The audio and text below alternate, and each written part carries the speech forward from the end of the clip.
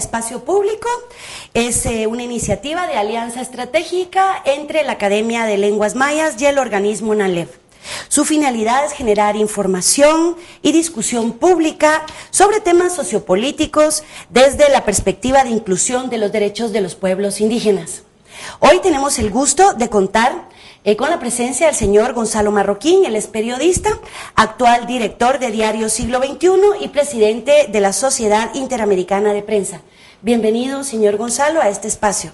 Anabela, muchas gracias. Tenemos hoy como uno de los temas que queremos abordar el tema de medios de comunicación y pueblos indígenas. Empezaría con una pequeña reflexión.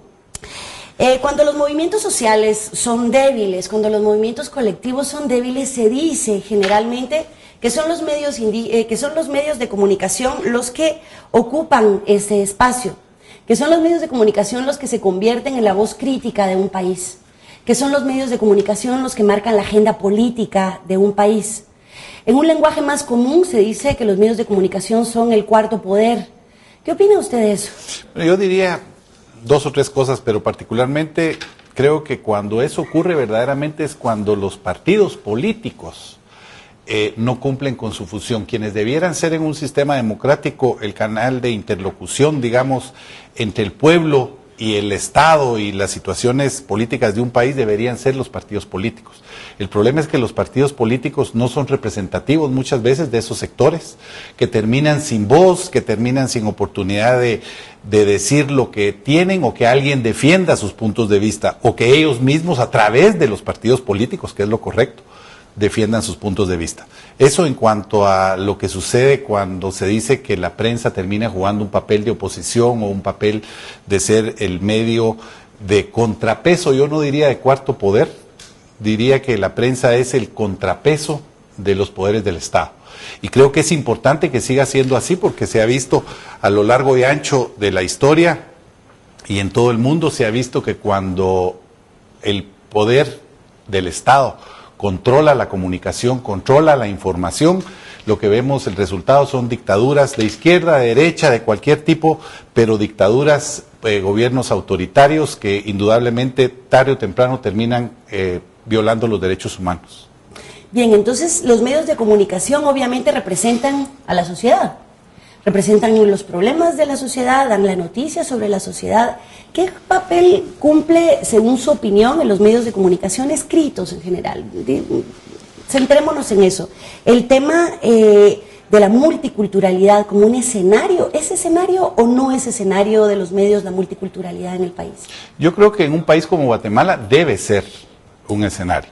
¿Y por qué debe ser? Porque somos un país bastante diferente a la mayoría de países en donde las sociedades son muy heterogéneas, la nuestra no, la nuestra es una sociedad complicada en su esencia, pero con mucha riqueza de esa multiculturalidad que no necesariamente se refleja siempre en los medios de comunicación. Hay que reconocer que los medios de comunicación están situados en un entorno y en ese entorno muchas veces esa multiculturalidad no está representada.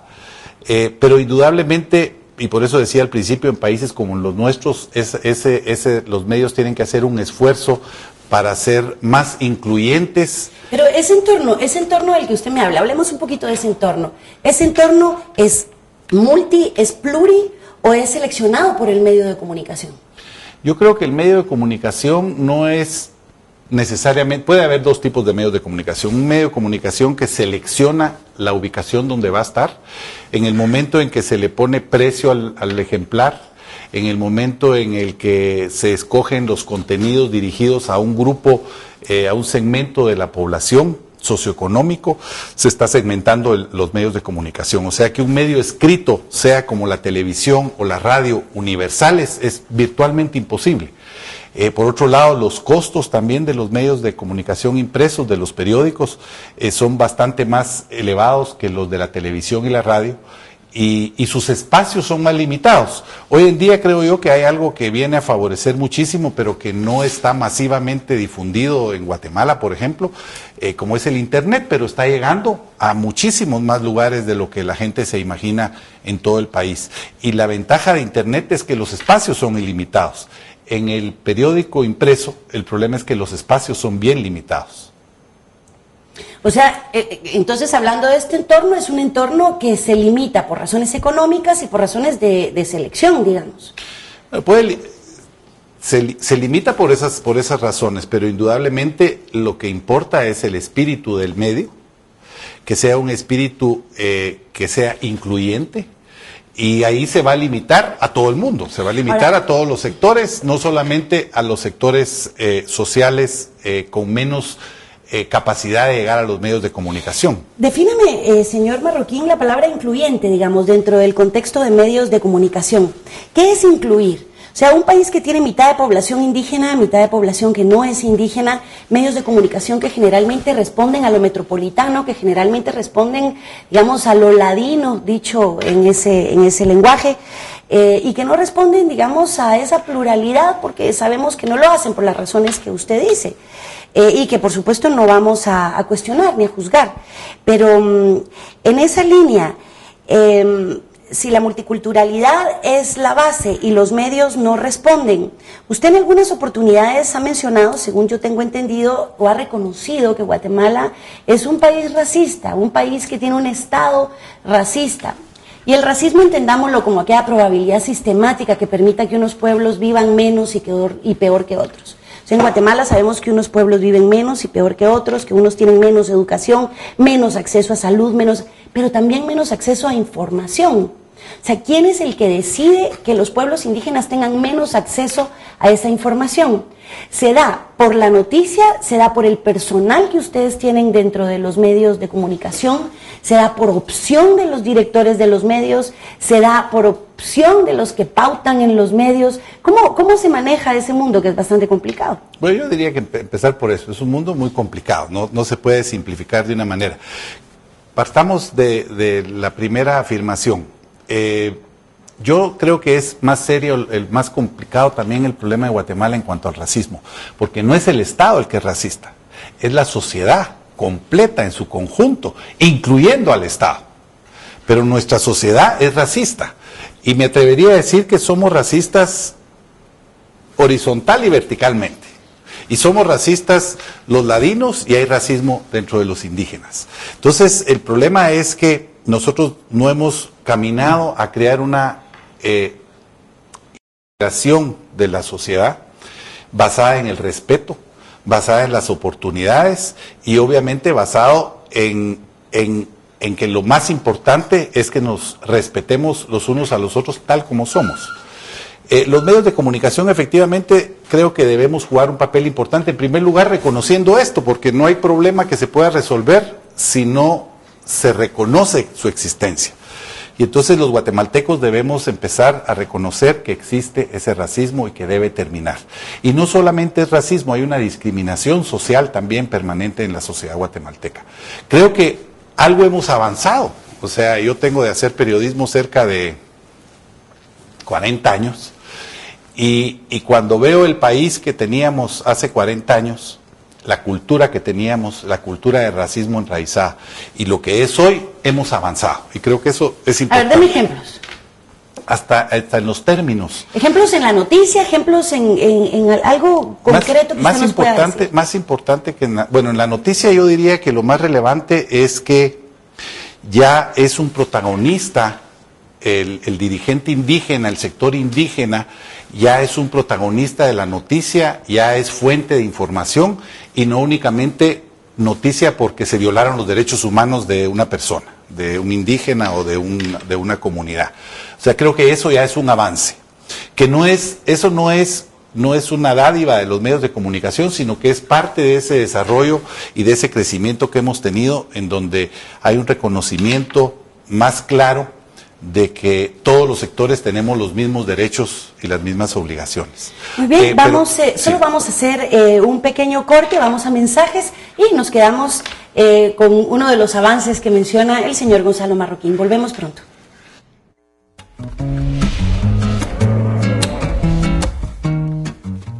La diversidad es una riqueza que no hemos sabido valorar. Soy Delfina Mushcana, maya cachiquel, guatemalteca. Lo que creo que más he hecho es romper con los estereotipos que existen con relación a las mujeres indígenas. Hay varios elementos que nos unen como región. Yo como mujer maya, guatemalteca, centroamericana, tengo varias identidades que se enriquecen y se complementan. Todos hemos nacido libres e iguales. No discrimines. Estos son tus derechos humanos. Son 30. Te pertenecen a ti. No tienes que comprarlos, ni solicitarlos, ni pedir permiso para tenerlos.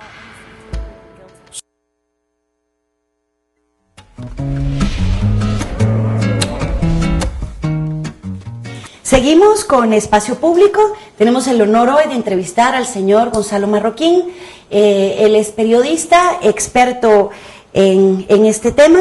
Y nos habíamos quedado en el primer bloque hablando sobre los avances que él considera que han ocurrido en los últimos, por lo menos en las últimas décadas, según usted menciona, en los medios de comunicación. Y nos habíamos quedado hablando de algo muy interesante, diciendo que el indígena ya no es únicamente sujeto de hablar, o sea, solo de hablar de él, sino que ahora se vuelve fuente de información. Fuente de información, así es.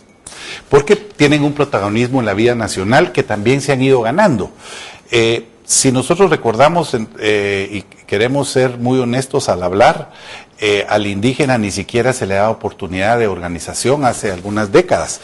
Hoy no solamente tienen la oportunidad de estar organizados, sino que tienen voz. Posiblemente no la que ellos quisieran tener todavía, pero estamos en un proceso de apertura. Este mismo programa, por ejemplo, es interesante porque es un esfuerzo muy grande. Obviamente no hay que esperar necesariamente que los grandes canales de la televisión controlados por una sola persona o los medios de comunicación controlados por sus directores y sus propietarios den espacios. Hoy en día, lo que hablaba en el bloque anterior también sobre el internet y otras fuentes de otros medios de comunicación, creo yo que le están dando una pluralidad importante a la comunicación. Hay que reconocer que yo por lo regular hablo sobre la libertad de expresión y la manera más sana de fortalecer la libertad de expresión, que es la libertad de todo el pueblo, es a través de medios de comunicación. Entre más medios de comunicación existan en un país, mayor libertad de expresión hay. ¿Y tienen los pueblos indígenas libertad de expresión? En el sentido, o sea, en el sentido práctico y concreto, ¿tienen espacios donde expresarse? ¿Abren los medios de comunicación espacios para escuchar realmente la voz de los pueblos indígenas? Y le digo porque después de algunos estudios que hemos venido realizando, por ejemplo, el tema de la asistencia social del Estado, cómo lo atienden los medios, generalmente hablan de los indígenas, pero no con los indígenas. Usted dice que ahora ya no solo es hablar de los indígenas, sino hablar con ellos, porque ya representan una fuente de información importante. Sin embargo, los estudios, claro, demuestran avances, por supuesto, pero todavía no son una fuente importante de información. Yo diría que eso tiene que ver mucho con un desarrollo más del periodismo en sí mismo que por un concepto que podría ser discriminatorio, digamos. Hoy en día se habla mucho del periodismo comunitario y no todos los medios lo sabemos manejar bien. De hecho, yo creo que en Guatemala se maneja muy poco el periodismo comunitario. El periodismo comunitario es precisamente permitir que sea más el protagonista de la noticia, la fuente de información de la noticia, las personas, y no necesariamente como tradicionalmente se utiliza en la prensa guatemalteca y en mucha prensa del mundo, utilizando como fuente primordial a las autoridades, a los dirigentes, y muchas veces olvidándose que la comunidad, que es la que se ve afectada por las medidas que se puedan tomar, se exprese. Le voy a poner un ejemplo. Ahorita el estado de sitio en la comunidad de Santa Cruz Barías, nosotros tuvimos una información, tuvimos un reportero allá, tuvimos corresponsal, comprobamos perfectamente que había mucha división dentro de la comunidad, que había una fuerte corriente en contra del estado de sitio. Y en nuestra primera información que dimos el primer día, sucedió lo que mencionaba. Hablaban el alcalde, hablaba el gobernador, hablaban las autoridades y no hablaba la población. Entonces nos comunicamos con nuestro corresponsal y con el enviado especial, y en la segunda de las notas, sin llegar a ser el ideal, recogíamos el sentir de la población, que finalmente es lo más importante, porque lo que nosotros podamos pensar aquí en la capital puede resultar hasta irrelevante para las personas que lo están viviendo allá. Entonces, lo importante era transmitir, y como digo, creo que no lo hicimos tan bien, pero tampoco, por lo menos, corregimos bastante, en el sentido de que lo importante era tratar de transmitirle al capitalino, que es nuestro lector, pero también tenemos ya la página de internet, que esa va a todo el mundo, tratarle de transmitir a todos los lectores del siglo XXI lo que estaba sucediendo y lo que estaba afectándose a la población, que creo yo que es la parte más importante. Sí, a mí me parece ese un ejemplo fantástico, además un ejemplo muy fresco. Nosotros hemos visto, haciendo un poquito análisis del discurso de la noticia en los medios de comunicación escritos en Guatemala, generalmente hacemos una lista de las noticias que aparecen en donde aparecen pueblos indígenas. Cuando los pueblos indígenas aparecen en materia educativa o en materia de salud, y únicamente tomamos los verbos como ejemplo, para que no digan que hay ningún sesgo ni ninguna opinión personal, la mayoría de verbos, y le digo porque es la acción de la noticia, ahí aparece como que los pueblos indígenas son pasivos, agradecen, aplauden, reciben, pero cuando se habla en materia de seguridad, los pueblos indígenas se convierten dentro de ese discurso mediático, se convierten en amenaza para la estabilidad nacional. Generalmente las palabras son paró, linchó, obstruyó, o sea, es dar esa visión de los pueblos indígenas como un atentado, un riesgo, digamos, al medio ambiente, a la seguridad nacional, a los paros, digamos, por el tema de paros de carretera y todo esto. Tienen conciencia de eso y tienen conciencia de ir, digamos, enmendando, tienen asesores, tienen algún equipo, ustedes dentro de los medios, que van haciendo este análisis más puntual de qué es lo que está representando la noticia en serio, qué es lo que está construyendo la noticia. Bueno, yo diría que ningún periódico en Guatemala tiene asesores. O sea, yo conozco en Estados Unidos, sí, los grandes diarios tienen asesores jurídicos, asesores políticos. Aquí yo creo que todos los periódicos, y mucho menos, por supuesto, la radio y la televisión, que son más proclives a la inmediatez más que al análisis y a la reflexión.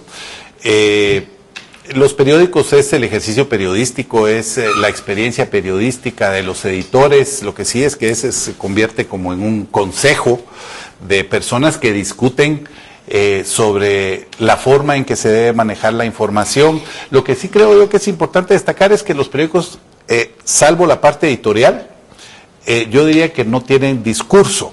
O sea, lo que tienen es información, tienen noticias, que lo ideal, y creo que eso existe mucho en la prensa escrita de Guatemala, no tiene un sesgo. Y yo creo que la prensa escrita... Y no hay sesgo, o sea, realmente, el ejemplo de Varías me parece maravilloso, insisto. O sea, hay un caso, hay un hecho periodístico que ocurre en Varías, porque hay tema de violencia implicado, hay una persona asesinada, hay personas heridas, hay digamos, un hecho serio para el país, que digamos pondría en amenaza la estabilidad de la región. A la hora de abordarlo como medio de comunicación, no hay sesgo. O sea, simplemente se aborda, por lo que usted decía, de primero lo abordamos desde una opinión ajena a la voz de la gente, luego pues enmendamos y pensamos que era importante escuchar a la gente. Al abordar un tema como este, que es un tema que está implicado a minería, que está implicado a derechos o digamos de los pueblos indígenas, pero también está implicado con las grandes transnacionales del país, con esas maquinarias feroces, digamos, que tienen un poder económico, que están manejando de alguna forma también la agenda económica y política de nuestro país. En esa línea no hay un sesgo a la hora de abordar este tipo de temas. Yo diría que los periódicos, los periodistas debemos luchar para evitar ese sesgo, porque nosotros finalmente nos debemos a los lectores, y si tomamos un sesgo, debería ser en la página de opinión. La página de información debe ser una página donde se transmita el hecho en sí, donde se le presenten al lector los elementos de juicio suficientes para que saquen sus conclusiones, para que conozcan lo más lo más, porque yo creo que también debemos reconocer los periodistas que no somos dueños de la verdad. Nuestro compromiso, yo a veces cuando oigo medios que dicen nosotros publicamos solo la verdad, yo digo, bueno, estarán conscientes de qué es la verdad. Entonces yo creo que nuestro compromiso debe ser con la búsqueda de la verdad. Y entonces si un medio está buscando siempre la verdad, está comprometido con eso, lo que va a transmitir son hechos que van a permitir formarse opinión a sus lectores, en el caso de los periódicos.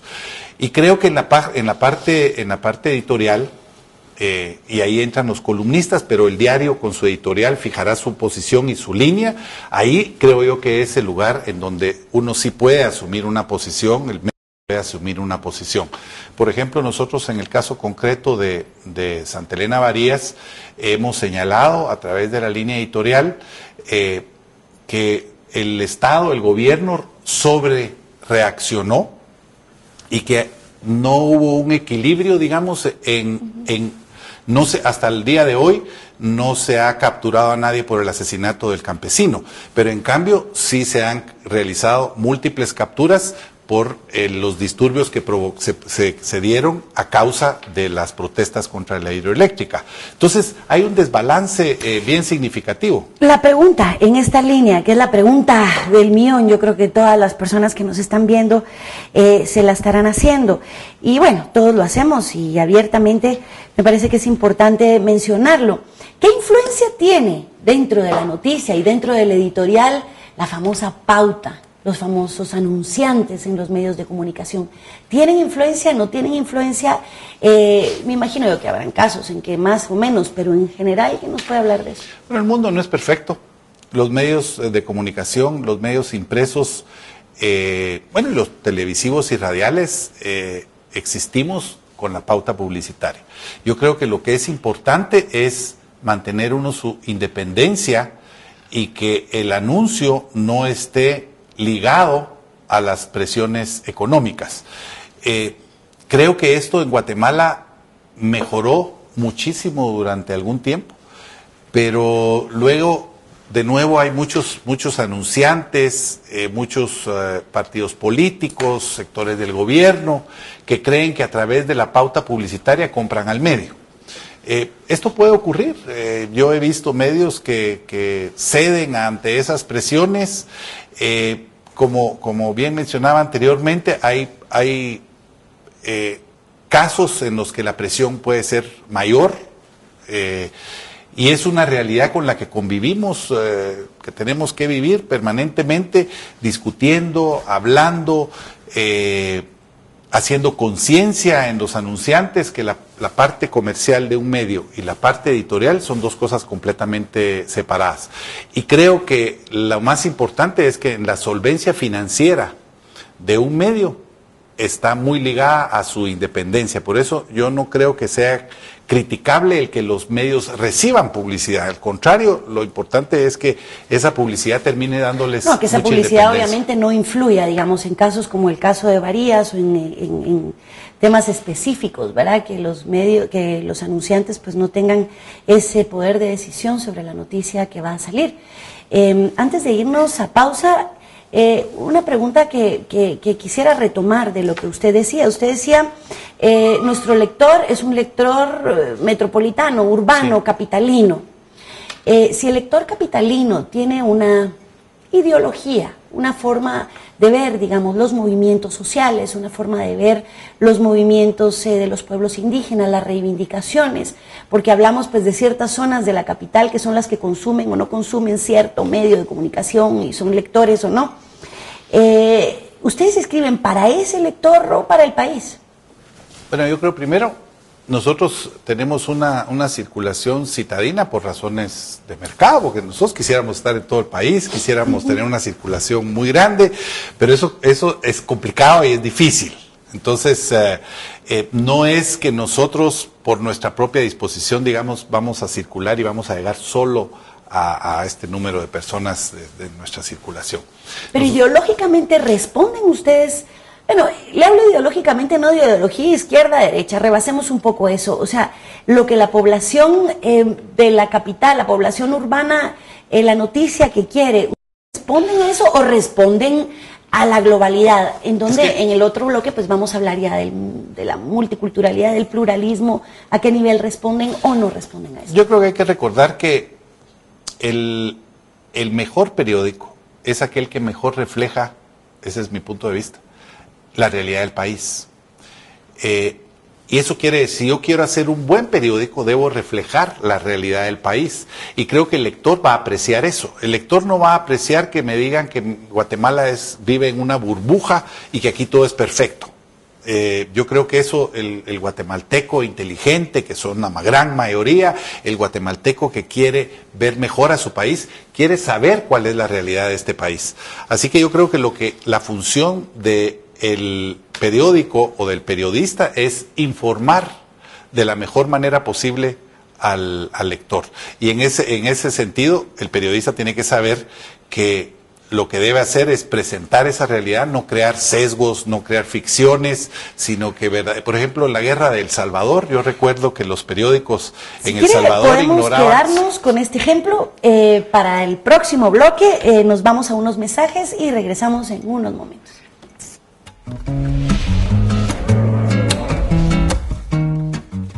La diversidad es una riqueza que no hemos sabido valorar. Soy Delfina Mushcana, maya cachiquel, guatemalteca. Lo que creo que más he hecho es romper con los estereotipos que existen con relación a las mujeres indígenas. Hay varios elementos que nos unen como región. Yo como mujer maya, guatemalteca, centroamericana, tengo varias identidades que se enriquecen y se complementan.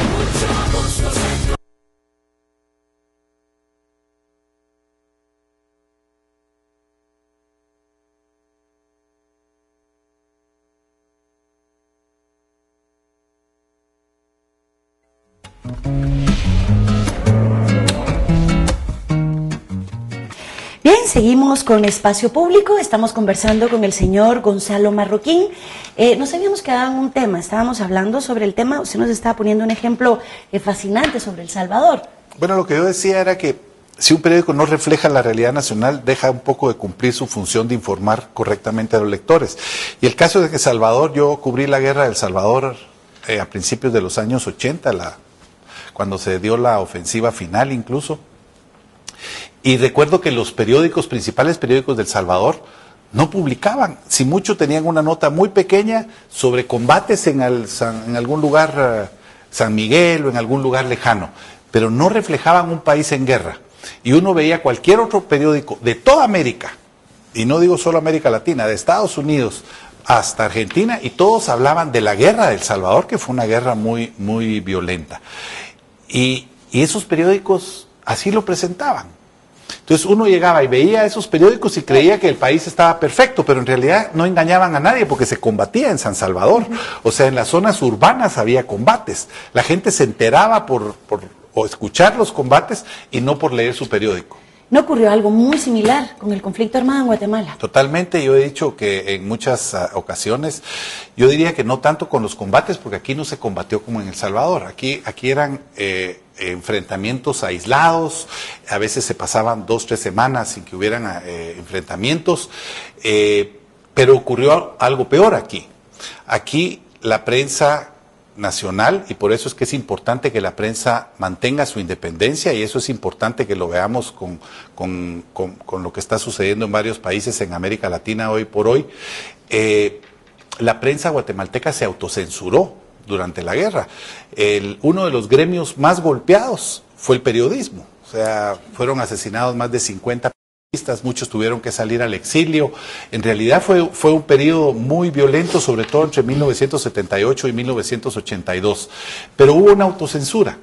¿Y cuál es el resultado de esa autocensura? El resultado de esa autocensura fueron las violaciones a los derechos humanos, porque la prensa en ese entonces hizo un poco como las del avestruz, gracias a Dios no toda la prensa, pero la mayoría de la prensa, y eso provocó que hubiera mucha violación a los derechos humanos y que no trascendiera, incluso trascendía más en el exterior que internamente. Efectivamente.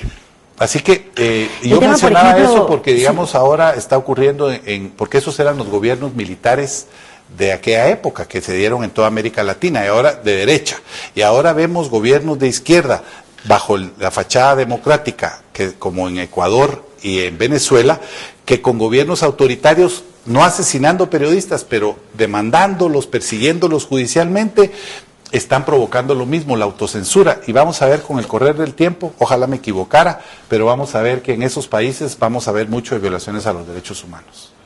Sí, bueno, el ejemplo que al día de hoy, 2012, se sigue discutiendo si en Guatemala hubo o no hubo genocidio. Yo creo que parte de esa discusión, o parte de la culpa que tiene esa discusión tan absurda desde mi punto de vista, porque si se reconoce en un país el racismo, pues obviamente el genocidio está íntimamente vinculado, no podemos entender genocidio sin entender el racismo. Y quizá la falta de información que se generó en esa época es la que está generando una discusión para retomar la historia pues, que no se escribió, y que no se escribió en parte en los medios de comunicación, que no se informó, que no se documentó.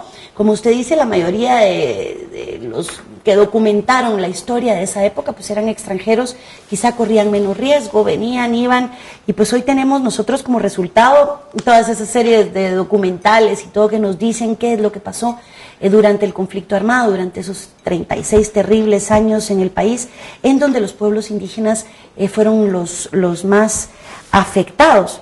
Pero yo quisiera ponerle un ejemplo, un poco absurdo, pero es un ejemplo que vemos todos los días. El tema de las páginas sociales en los medios de comunicación.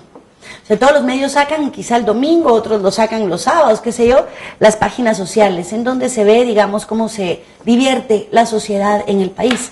Dentro de esas páginas sociales jamás he visto yo, y lo pongo como un ejemplo, jamás he visto yo cómo se divierten los pueblos indígenas. O sea, una fiesta, una reunión, algo relevante, que claro que ocurre, en los pueblos indígenas. Generalmente lo social está vinculado a lo metropolitano, a lo blanco, al idioma español, a lo que nosotros siempre llamamos, ¿verdad? Como esa homogenización, ese etnocentrismo que se refleja en los medios. ¿Qué me puede comentar de eso? Yo creo que no hay que... ¿O es exagerado? Usted me dice. Bueno, depende del punto de vista. Es una realidad lo que acaba de expresar, porque es evidente, pero obedece precisamente a lo que yo hablaba al principio. Nosotros tenemos una sociedad muy complicada. Y esto no es un problema que se va a resolver de un día para otro. Esto se tiene que ir avanzando, tenemos que ir madurando. Primero tenemos que ir terminando con ese racismo, con la intolerancia social, con la discriminación. Y luego, lógicamente, vamos a ver muchos medios de comunicación que atienden a diversos sectores, porque lo que pasa es que hay áreas en los medios que son informativas, que es una cosa. Y hay otras áreas que son de esparcimiento, y esas sí son muy dirigidas directamente al tipo de lectores que uno tiene, que el periódico tiene, porque obviamente están hechos para que sus lectores se distraigan y que estén viendo los cines, las actividades culturales que hay en su comunidad o en su círculo. Así que yo creo que es una realidad. Pero no nos debe extrañar. Pero ¿no le parece fascinante, o sea, asumir, digamos, cierto compromiso en ir de alguna forma? Porque la inclusión no es, o sea, la inclusión implica un ejercicio serio. La inclusión implica un ejercicio primero de abordaje, de conocimiento, y implica, por supuesto, un compromiso de cerrar ese círculo que en algunas oportunidades hemos dicho, bueno, pues los periodistas son racistas, entonces no es nuestra culpa, sino que ellos mismos reproducen el racismo una y otra vez en la noticia, la discriminación en la noticia, el machismo en la noticia, porque hay mucho machismo también en la imagen, en la noticia, se reproduce una y otra vez. ¿Quién está condenado, y lo digo en buen sentido, a cerrar ese círculo? Mire, lo que pasa es que y a dar un cambio, realmente un cambio Lo que serio. pasa es que primero vamos a entender que el concepto ideal y perfecto de un medio de comunicación no existe. Los medios de comunicación viven y están sujetos al contenido, eso que yo decía al principio, que reflejen una realidad nacional. Eso forma parte también de lo social, ¿verdad? Sin embargo, yo creo que creo que no hay que ser tan absolutistas en decir que todo está mal. Yo estoy seguro que, por ejemplo, porque digamos, quiénes son los que aparecen en estas páginas o en estos suplementos de gente o de no, yo no llamaría yo creo que lo ponía como un ejemplo. Pero es digamos, para... ¿quiénes son los que aparecen? Pues los que aparecen son celebraciones o festejos en embajadas. Yo estoy seguro que, para poner un ejemplo, que si la Premio Nobel de la Paz, Rigoberta Menchú, hace un cóctel, invita a personalidades de toda la sociedad o amigos de ella, pero invita a algún periodista y permiten fotos, eso va a ser objeto de alguna fotografía en el mundo social de Guatemala. O sea que yo creo que no se trata necesariamente de un tema de discriminación. Si lo enfoco en que no aparecen, entonces pareciera discriminación. Pero lo que sucede es que es como todo en la vida, yo creo que vamos a ir viendo una evolución. Eso que decía yo, que hace 30 años, hace 20 años, no eran muy visibles en los medios de comunicación los dirigentes, las organizaciones mayas. Yo creo que eso ha ido cambiando. Y le voy a contar una anécdota que a mí me sucedió en una ocasión. Un día hubo una organización que yo era director del diario Prensa Libre en ese entonces, y hubo una organización que sacó un documento donde decía que nosotros no le concedíamos espacios a los grupos y a las organizaciones indígenas, y que éramos un periódico, por lo tanto, no lo decía con esas palabras, pero que éramos un periódico que estaba marginando a la sociedad maya.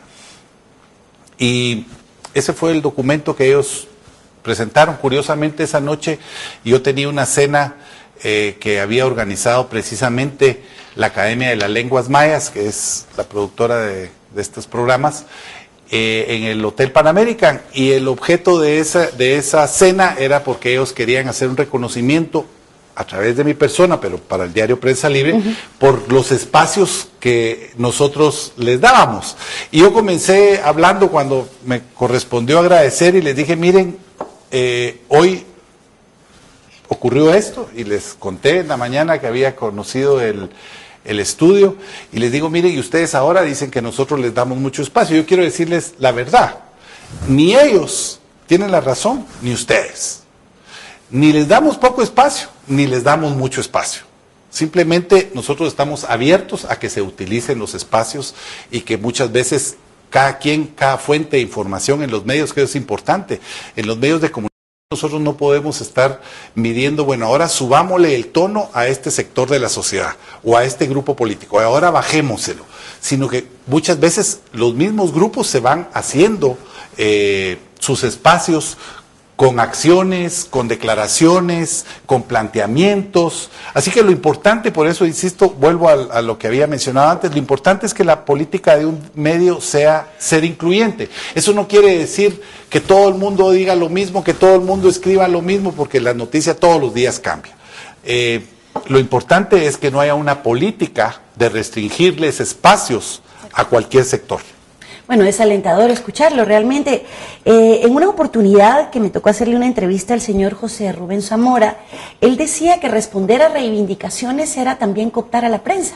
O sea, cuando los movimientos, fuera de mujeres, fuera de ancianos, fuera de pueblos indígenas, exigían espacio dentro de los medios de comunicación, eso también representa una manera o una intención de cooptar los medios de comunicación, con intenciones obviamente de cada grupo. ¿Usted está de acuerdo con eso? Yo creo que es una manera de verlo. Pienso que todo el mundo tiene derecho a exigir que le den más espacio.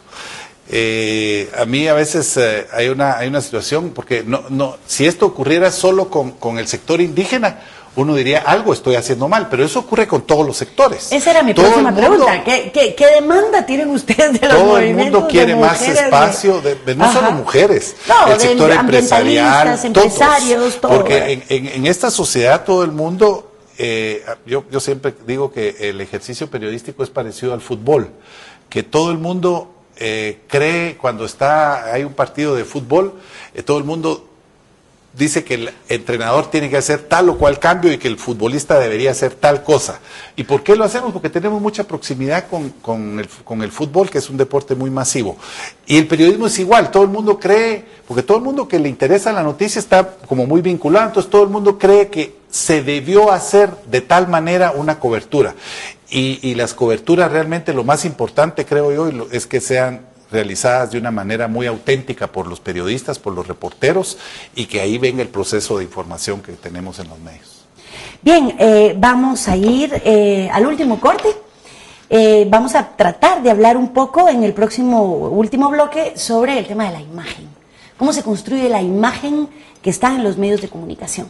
Recordemos que hoy por hoy se aprende el 80% por imágenes. O sea, la imagen o la cultura visual ha sustituido a la cultura alfabética. Hoy la imagen dice mucho. Vamos a hablar entonces en el próximo bloque sobre ese tema. Gracias.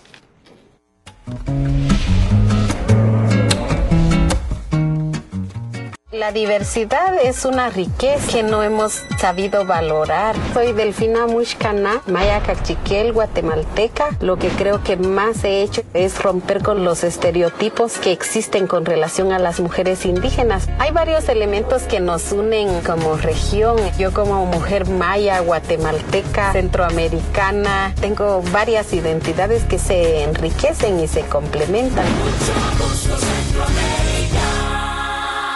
Todos hemos nacido libres e iguales. No discrimines. Estos son tus derechos humanos. Son 30. Te pertenecen a ti. No tienes que...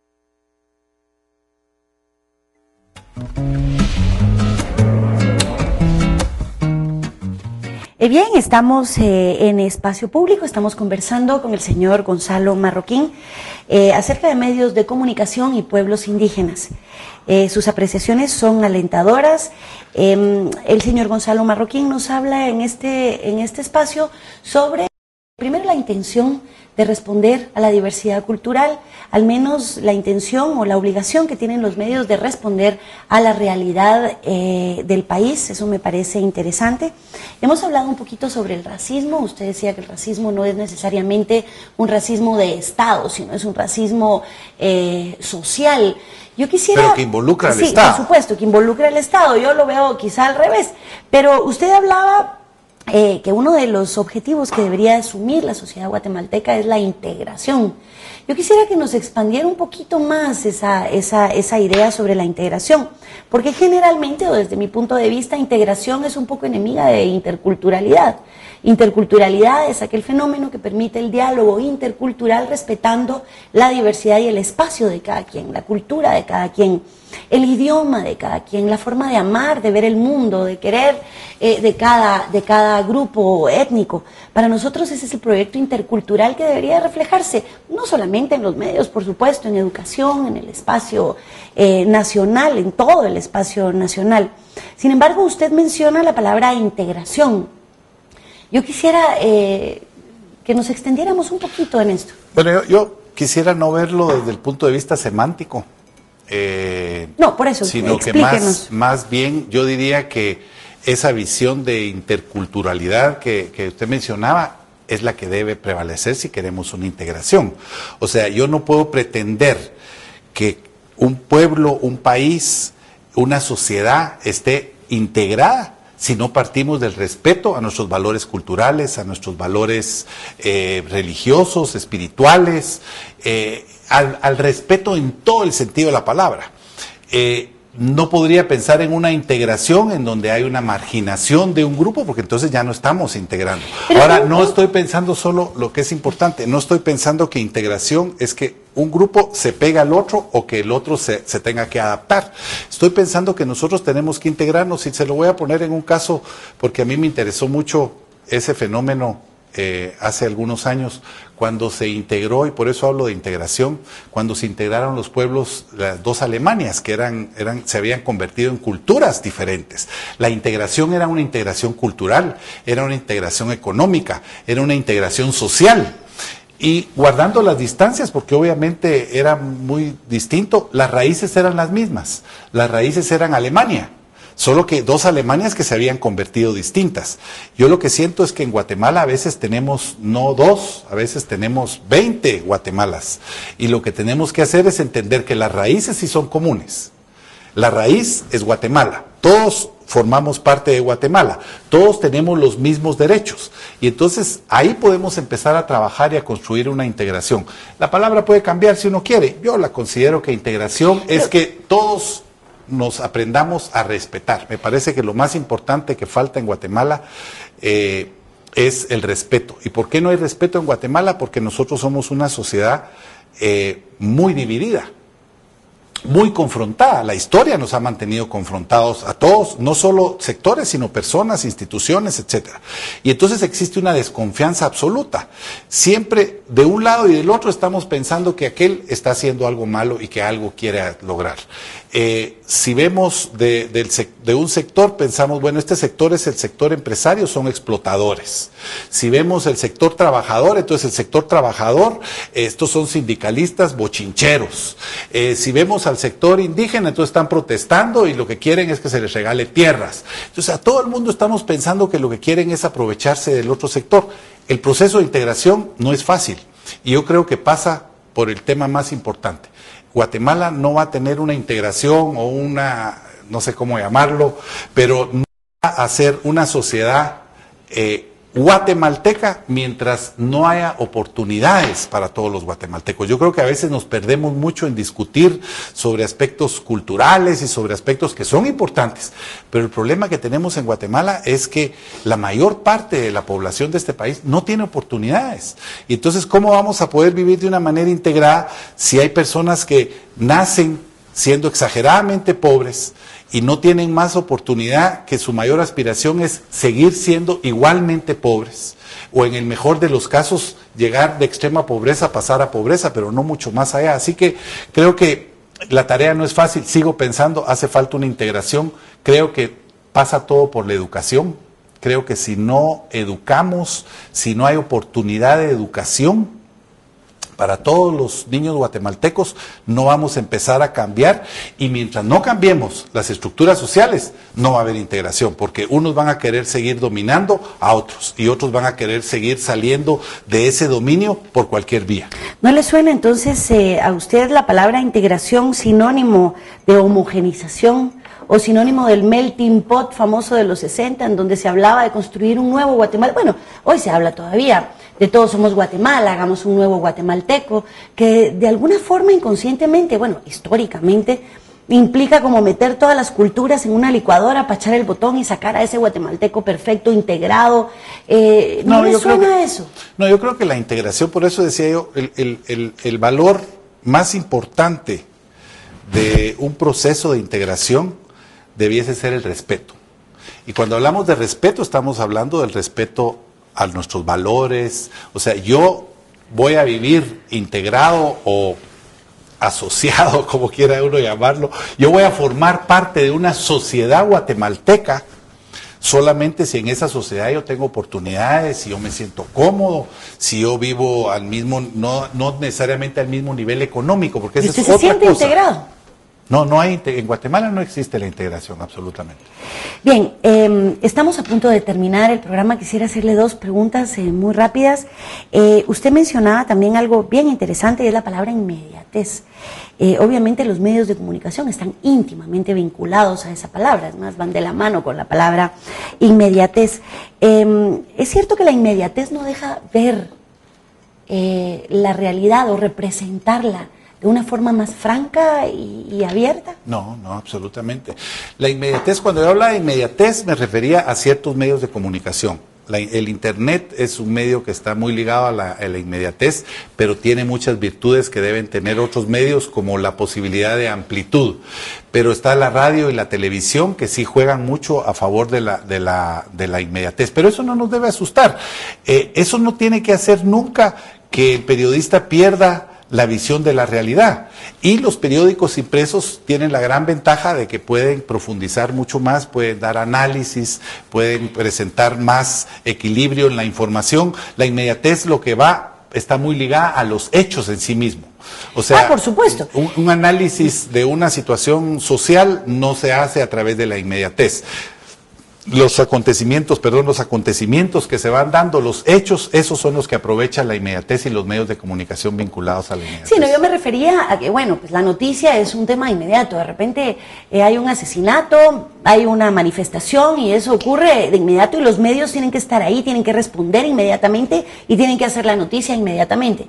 Muchas veces eso resulta ser como pretexto y decir, bueno, pero es que no tenemos tiempo como de responder o de ser más incluyentes porque, bueno, no nos dio tiempo de entrevistar, no nos dio tiempo de hacer, sino que respondemos a la inmediatez porque obviamente la noticia es noticia. No, entonces, en esa línea si se usa como pretexto o no, porque varias veces he escuchado. Yo diría bueno, que no nunca, usted, sino el argumento. No debería ser nunca un pretexto porque el tiempo, aún en los periódicos impresos, que tenemos, como decía, más posibilidad del análisis, aún así muchas veces el tiempo es perentorio, o sea, el tiempo termina, tenemos que empezar a imprimir a una hora. Pero lo interesante es que ver y leer un periódico en el transcurso de su historia. No se puede analizar un periódico con lo que dijo hoy, porque lo que no se terminó de decir hoy lo puedo decir mañana. Siempre que no cause un daño, porque si yo voy a publicar algo y al no publicar la contraparte causa un daño, entonces sí estoy actuando mal. Pero no es fácil el manejo, pero la inmediatez, cuando yo me refería a la inmediatez, era más a los hechos. La inmediatez está ligada a los hechos. El trabajo de un periódico es complicado.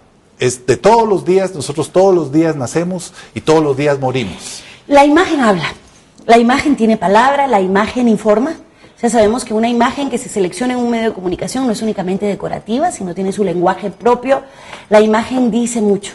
Esa imagen de representar, por ejemplo, insistentemente en los medios de comunicación, la pobreza, la miseria del país, el hambre y todo, representarla con una mujer indígena, con un montón de niños, es una imagen que nos está diciendo algo, que es la interpretación que tienen los medios de comunicación de la pobreza. ¿Cómo se maneja? Ese es un ejemplo únicamente, ¿verdad?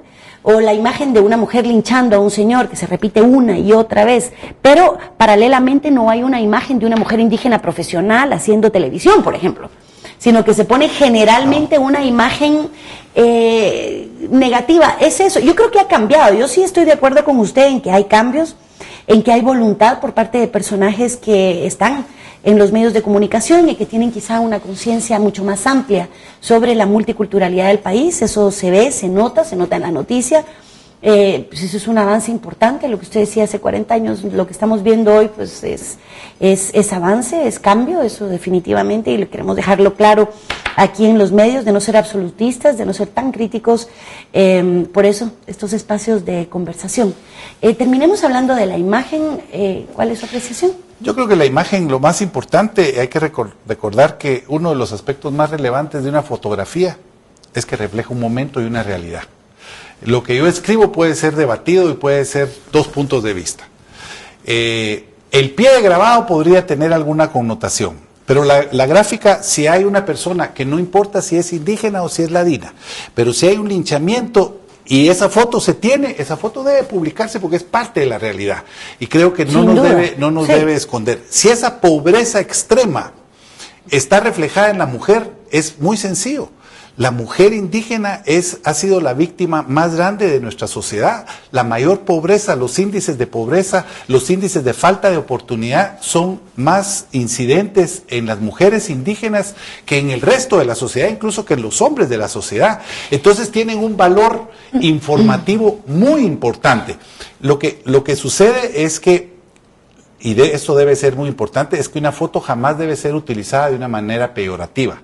Si lo que se pretende es transmitir algo peyorativo de un sector de la sociedad, sea cual sea, creo que es un periodismo de baja categoría. De ninguna manera yo estaría en contra, digamos, de que si eso es noticia y si la imagen, por supuesto, es una fotografía que es tomada, de ninguna manera eso se juzgaría. El punto es, ¿qué ocurre cuando solo esa imagen se reproduce en los medios? No que la imagen no sea real, no que la imagen no sea importante, no que un linchamiento, que es un hecho atroz, para mí de lo más terrorífico que pueda ocurrir, o que la pobreza esté vinculada, digamos, con énfasis a las mujeres indígenas, a la niñez indígena, por supuesto. Pero ¿qué ocurre cuando uno ve en los medios de comunicación que cuando se representan pueblos indígenas en la imagen, generalmente es esa la imagen que se reproduce?